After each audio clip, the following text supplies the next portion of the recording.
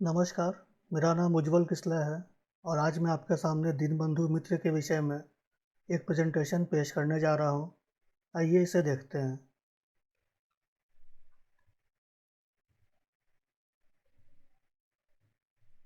दीनबंधु मित्र का जन्म 10 अप्रैल 1829 को बंगाल में हुआ था और उन्हें सबसे ज़्यादा उनके बंगाली नोवेल नील दर्पण के लिए जाना जाता है।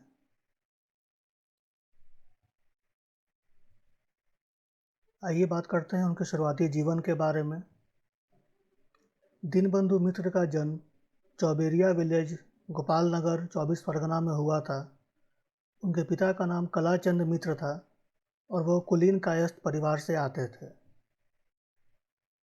1840 में उनके पिता ने उनके लिए एक ज़मींदारी जॉब की व्यवस्था की, पर वो उस कार्य को नहीं करना चाहते थे और वो वहाँ से भागकर कलकत्ता चले गए और अपने चाचा नीलमणि मित्र के यहाँ रहने लगे। 1886 में जेम्स लॉन्ग के संपर्क में वो आए और उनके फ्री स्कूल में वो पढ़ने लगे, जहाँ पर उन्होंने अपनी प्रतिभा को दिखाया और बहुत सारे स्कॉलरशिप्स उन्हें प्राप्त हुए। 1850 में उनका नाम हिंदू कॉलेज में लिखाया गया और वहाँ पे भी उन्होंने उत्कृष्ट प्रदर्शन करते हुए बहुत सारे स्कॉलरशिप प्राप्त किए। हालांकि वो उस कोर्स को पूरा नहीं किए, फाइनल एग्ज़ाम में वो बैठे नहीं और अपने कोर्स को पूरा करने के बजाय उन्होंने एक पोस्ट मास्टर की जॉब ले ली और 1855 में बिहार पटना चले आए। इसके बाद दीनबंधु मित्र कई जगह पर पोस्टल डिपार्टमेंट में कार्य करते रहे और कुशीनगर, नदिया, ढाका, उड़ीसा जैसे कई जगह पर जाने का उन्हें मौका मिला। 1870 में वो सीरमपुर में भी काम किए। इसके 2 साल के बाद 1872 में उन्हें इंडियन रेलवे में इंस्पेक्टर का काम मिल गया।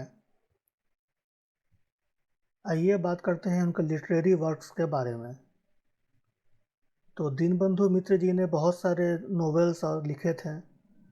उनमें से प्रमुख है सूर्यधुनी काव्य, जिसमें कि उन्होंने अपनी पोइट्री के कलेक्शन को पब्लिश किया था और उसके बाद आई थी द्वादश कविता। उनके नॉवेल्स में प्रमुख हैं नील दर्पण, नवीन तपस्विनी, बीए पागला बूदो, सदहवर एकादशी, लीलावती, जमाई बरिक और कामले कामिनी। मित्र जी की एक और नॉवेल बोडा महेश्वर और जमालय जीवंत मानुष को भी याद किया जाता है और इनके ऊपर में बाद में फिल्म्स भी बनी हैं। इनके सभी कार्यों में सबसे प्रमुख और नामी जो वर्क है वो है नील दर्पण। इसके विषय में हमने अपने स्कूल में भी सुना था कि जब 1857 में भारत की पहली क्रांति हुई, उस दौरान में बंगाल के एरियाज़ में जो नील की खेती हुआ करती थी, उनके जो प्लांटर्स थे वो किस तरीके से किसानों का शोषण कर रहे थे, इस विषय को पर इन्होंने ये नोवेल लिखी थी।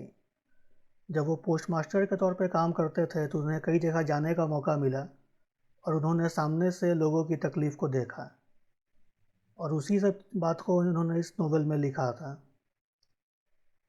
तो नील दर्पण 1858 में पहली बार छपी थी और छपते ही बहुत प्रसिद्ध हो गई, क्योंकि इसमें सामाजिक मुद्दों के साथ साथ एक राष्ट्रीयता की भावना को भी दर्शाया गया था। छपने के तुरंत बाद माइकल मधुसूदन दत्त ने इस नॉवल को इंग्लिश में ट्रांसलेट कर दिया और इसके बाद रेवरेंड जेम्स लॉन्ग ने भी इस पुस्तक को यूरोप में तथा अन्य कई भाषाओं में पहुंचाने का कार्य किया। इस चलते कि ब्रिटिश सरकार के द्वारा भारत में कैसा व्यवहार किया जा रहा है, इसकी जानकारी इंग्लैंड में तथा अन्य यूरोपीय देशों में भी लोगों को मिली और इससे उनके ऊपर भी दबाव पड़ने लगा कि वो अपने प्रैक्टिसेस को चेंज करें। हालांकि उनका ये प्रयास अंग्रेजी सरकार को बहुत अच्छा नहीं लगा। इस वजह से 1861 में एक केस फाइल कर दिया गया था रेवरेंड लॉन्ग के खिलाफ। ये 4 साल तक ये केस चला और उसके बाद कोर्ट ने यह फैसला सुना दिया कि रेवरेंड लॉन्ग को 1000 रुपये फाइन और जेल में जाने के लिए कहा गया था। सभी लोगों को बहुत दुख हुआ ड्रामेटिस्ट और ट्रांसलेटर के बारे में भी। हालांकि उस समय में एक अन्य ऑथर काली प्रसन्न सिंह ने इस फाइन को चुका दिया और इस तरह से उनकी सहायता की। बंकिम चंद्र चट्टोपाध्याय ने नील दर्पण की तुलना अंकल टॉम्स कैबिन से की है। ये जो पुस्तक है अंकल टॉम्स कैबिन, इसमें अमेरिका के जो स्लेव्स थे उनकी कहानी को बताया गया था, जिससे वहाँ पे बहुत जागरूकता आई थी। तो बंकिम चंद्र ने भी यही तुलना की कि ये जो कहानी है नील दर्पण जो नोवेल है, इसके चलते भारत में किसानों का जो शोषण हो रहा है इसकी जानकारी भारत में भी और बाहर में भी लोगों तक व्यापक रूप से पहुंची।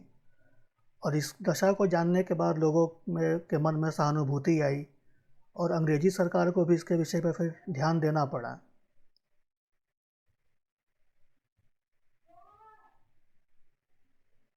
दीनबंधु मित्र को बाद में ब्रिटिश राज ने राय बहादुर की उपाधि सौंपी थी, क्योंकि लू शाही एक्सपीडिशन में इन्होंने उनका बहुत सहयोग किया था। दीनबंधु मित्र के कारण ही बंकिम चंद्र चटर्जी और राजलक्ष्मी देवी का विवाह हुआ था। और उसके बाद एक दीनबंधु महाविद्यालय है जो उनके नाम पर रखा गया है, जिसकी स्थापना 1947 को की गई थी।